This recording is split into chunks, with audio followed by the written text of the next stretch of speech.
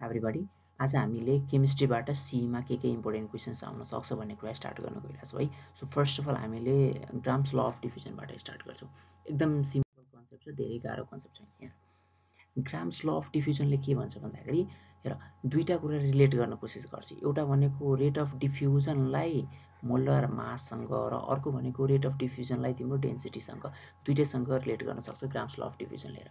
यसले एउटा के भन्छ भन्दाखेरि सपोज यो रेट अफ डिफ्युजन छ, rate of diffusion of a gas, एउटा ग्यास कति रेटमा डिफ्युज हुन्छ भन्ने कुरा यो आर हामीले लियो भने यो भनेको inversely proportional to the molar square root of the molar mass, square root of the molar mass of a gas. यो जुन ग्यास छ त्यसको मोलार मासको स्क्वायर रुटसँग इन्भर्सली प्रोपोर्सनल हुन्छ। र अर्को के पनि भन्न सक्छु भन्दाखेरि यो जुन रेट अफ डिफ्युजन छ it is inversely proportional to the square root of the density of the gas, यो कुरा भन्न सक्छौँ।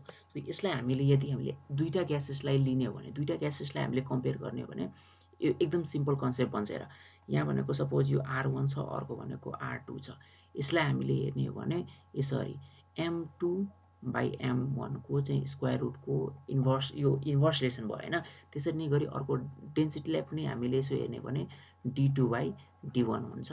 यसको चाहिँ के हुन्छ भन्दाखेरि अन्डर रुट हुने भयो। So R1 R2 equals to under root M2 by M1 equals to the under root of D2 by D1। यो डेन्सिटी हो, अर्को भनेको M भनेको मोलिकुलर वेट अथवा मोलार मास भयो। ठिक छ, एकदम सिम्पल कन्सेप्ट छ, यसमा केही गाह्रो छैन। र यसैको बेसिसमा मैले 3-4वटा क्वेसन्स हालेको छु, 3-4वटा क्वेसन्स यसैको बेसिसमा सल्भ हुन्छ यहाँ। ल यहाँ फर्स्ट यहाँ क्वेसन के छ भन्दाखेरि डेन्सिटी अफ ग्यास ए, एउटा ग्यास ए छ, यसको डेन्सिटी भनेको 4 times that of gas B छ। If molecular weight of A is M, what is the molecular weight of B भनेर सोधा छ। हेर डेन्सिटी अफ, म यसरी तिमीलाई सिम्बल लेख्छु। डेन्सिटी अफ ग्यास ए भनेको कति छ त्यो हेरौँ, डेन्सिटी अफ ग्यास बी भनेको कति छ त्यो हेरौँ, मोलिकुलर वेट अफ ए कति छ त्यो हेरौँ, अर्को भनेको मोलिकुलर वेट अफ बी कति छ त्यो एकचोटि मेन्सन गरौँ है त। Density of gas A is 4 times of gas B भनेको छ। सो ग्यास बी को सपोज हामीले डेन्सिटी डी राख्यौँ भनेपछि यो 4 टाइम्स अफ डी हुने भयो। यस, ग्यास बी को डेन्सिटी जति छ त्यसको 4 टाइम्स हुने भयो ग्यास ए को डेन्सिटी। सो ग्यास बी को डी मान्यौँ, ग्यास ए को 4 टाइम्स अफ डी भयो। ठिक छ, 4 टाइम्स अफ डी भनेको यो बी, ग्यास बी को 4 टाइम्स भयो। अर्को भनेको यहाँ के छ भनेको मोलिकुलर वेट अफ ए, ए को मोलिकुलर वेट हामीले एम मानेको छ भनेपछि यसको मोलिकुलर वेट हामीले के छ ए एम दिएको छ त्यहाँ। So molecular weight of B भनेको कति हुन्छ त्यो पत्ता लगाउनु छ। यो के 2009 सोधिसकेर चाहिँ हेर अब हामीले त्यही पहिलाको रुल एप्लाई गर्छौँ। R is inversely proportional to the के हुन्छ भन्दाखेरि रुट अन्डर एम, अनि त्यही इन्भर्सली प्रोपोर्सनल टु द अर्को भनेको सेम अथवा inversely proportional to root under of D भनेपछि डी र एम चाहिँ डाइरेक्टली प्रोपोर्सनल हुने भयो। सो यसमा हामीले यसरी पनि लेख्न सक्छौँ D1 by D2 equals to M1 by M2 लेख्न सक्छौँ, अथवा तिमीले ए भनेर बी भनेर लेखेका छौ, ल एबी नै लेखौँ, केही छैन गाह्रो।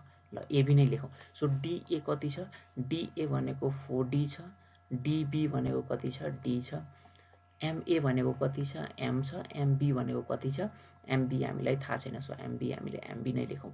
सो हामीले डी र डी यहाँ क्यान्सल भइसकेपछि के भयो भन्दाखेरि डी र डी क्यान्सल भइसकेपछि एमबी यता आउँदाखेरि एम बाई 4 हुने भयो, एमबी यता हुने भयो, र यो भनेको एम बाई 4, यो यता आउँदाखेरि तल जान्छ र ठिक छ एम बाई 4 भयो। ठिक छ, सो यसको एन्सर के हुने भयो M by 4। So M by 4 भनेको यहाँ छ। सो अर्को molecular weight of gas B भनेको कति भयो एम बाई 4 हुने भयो। मतलब मोलार मास अथवा मोलिकुलर वेट जुन छ त्यो र डेन्सिटी भनेको डाइरेक्ट रिलेसनमा राखौँ तिनीहरूलाई। D1 by D2 equals to M2 by M1 भनेर, M1 बाई M2 भनेर राख, अनि त्यो मिल्छ। किन यहाँ मैले यहाँ भनेको थिएँ देखाएको छु नि, R1 by R2 equals to root under M2 by M1 छ, equals to root under D2 by D1 छ। सो यो रुट अन्डर क्यान्सल गरेर हेऱ्यो भने M1 by M2 equals to D1 by D2 हुन्छ। ओके, यस्तो सिम्पल छ है, त्यस्तो गाह्रो छैन। ल अब अर्को, ल rate of diffusion of gas A is 5 times that of gas B. हेर suppose rate of diffusion gas A को रेट अफ डिफ्युजन भने कति छ 5 times of gas B. So rate of diffusion of gas B भनेको suppose हामीले R राख्यो भने यसको 5 टाइम्स अफ आर हुन्छ। ठिक छ, rate of diffusion of gas A is 5 times of the rate of diffusion of the gas B. ठीक छ ल what is the ratio of the density डेन्सिटिजको रेशियो कति हुन्छ भन्दाखेरि हामीले फेरि यहाँ r is inversely proportional to the square root of the density हुन्छ यस यो रुल एप्लाई गर्नु पर्यो सो यहाँ हामीले RA बाई यहाँ हामीले RB गर्यो भने यहाँ के लेख्न सकिन्छ भन्दाखेरि D भनेको तिम्रो DB बाई DA इन्भर्स छ इन्भर्सलेसन हामीले लेख्यौँ अब RA हाम्रो कति छ RA भनेको 5R छ RB भनेको हाम्रो R छ equals to DB by DA ल अब स्क्वायर रुटलाई यता ल्यायो भने हामीले स्क्वायर रुटलाई यता ल्यायो भने स्क्वायरमा चेन्ज हुन्छ हैन सो R र R क्यान्सल हुने भयो सो R र R क्यान्सल भइसकेपछि यहाँ के हुन्छ भन्दाखेरि स्क्वायर रुट हामीले लियो भने 25/1 हुन्छ अनि यो भनेको DB बाई DA हुन्छ ठीक छ ल यसलाई ठ्याक्कै हामीले DA र DB को रेशियो लेख्नु पर्यो भने कति हुन्छ भन्दाखेरि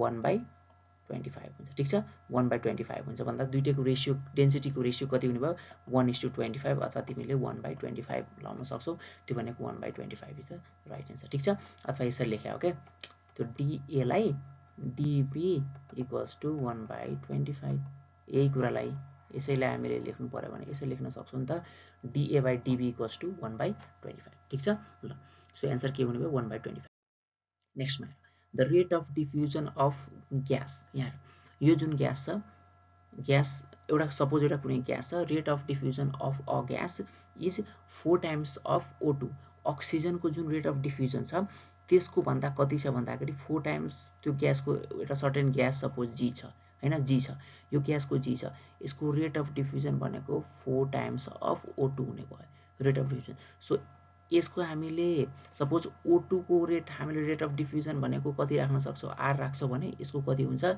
G को रेट अफ डिफ्युजन भनेको कति हुन सक्छ 4 टाइम्स अफ R ओके ल rate of diffusion of O भनेको कति भयो भन्दाखेरि R भयो अनि त्यसपछि rate of diffusion of G भनेको कति भयो भन्दाखेरि 4 टाइम्स अफ R भयो यो हामीले भनेको छौ सो मोलिकुलर वेटको रेशियो के हुने भयो अगेन हामीले यो रेशियो हेर्ने भने रिलेसन हेर्ने भने कसरी हुन्छ यो यसरी rate of diffusion is inversely proportional to the molar mass okay ल सो मोलार माससँग इन्भर्सली प्रोपोर्सनल भएपछि यहाँबाट फेरि हामीले के लेख्न सक्यो भन्दाखेरि R यो के हुने भयो oxygen by R of gas एउटा सर्टेन ग्यास G छ मोलिकुलर वेट अफ द यहाँ अब यो ग्यासको मोलिकुलर वेट हामीले कति लिन सक्यो भन्दाखेरि ल डाइरेक्ट लेख्दा पनि हुन्छ केही छैन यहाँ यो भनेको मोलिकुलर वेट अफ द यो ग्यास तल छ भने माथि ग्यास हुने भयो अनि molecular weight of oxygen so अक्सिजनको मोलिकुलर वेट कति छ हामीलाई थाहा छ O2 छ है हेर O भनेको भए चाहिँ हामीले के हुन्थ्यो भन्दाखेरि 16 हुन्थ्यो O2 भनिसकेपछि कति हुन्छ यसको मोलिकुलर वेट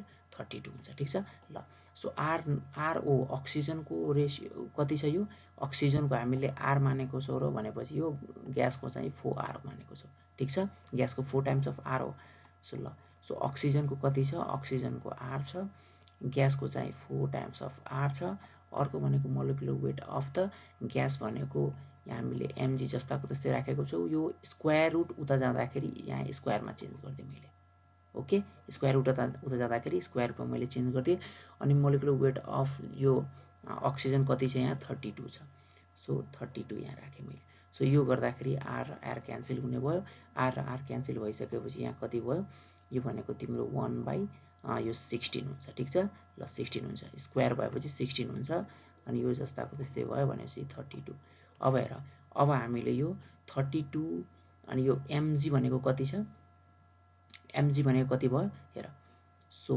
mg लाई हामीले 32 भनेपछि हामीले ओके यहाँ